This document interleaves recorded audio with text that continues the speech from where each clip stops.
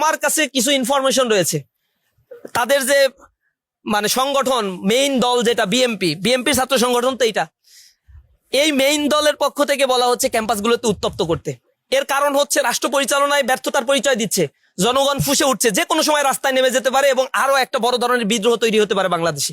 এই বিদ্রোহ যাতে না হয় এজন্য মিডিয়ার দৃষ্টি অন্যদিকে ঘোরানোর জন্য তারা ইতিমধ্যেই ক্যাম্পাসগুলোতে উত্তপ্ত করে দুই গ্রুপের সংঘর্ষ, এই নিউজগুলো মিডিয়ায় প্রকাশ হবে।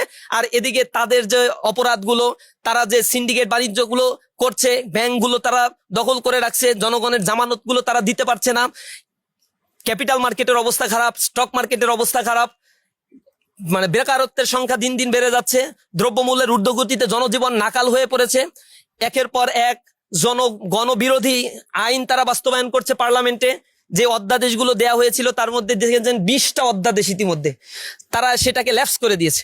এই 20টা অধ্যাদেশের মধ্যে গুম প্রতিরোধ প্রতিকার অধ্যাদেশ রয়েছে, মানবাধিকার অধ্যাদেশ রয়েছে, ব্যাংক রেজুলেশন অধ্যাদেশের মানে হালকা সংশোধন করে পুরাতন ফ্যাসিবাদকে পুনর্বাসনের জন্য একটা আইন তারা আবার করে দিয়েছে। গণভোটের রায় বাস্তবায়নের ক্ষেত্রে গড়িমসি দেখছি এখন পর্যন্ত।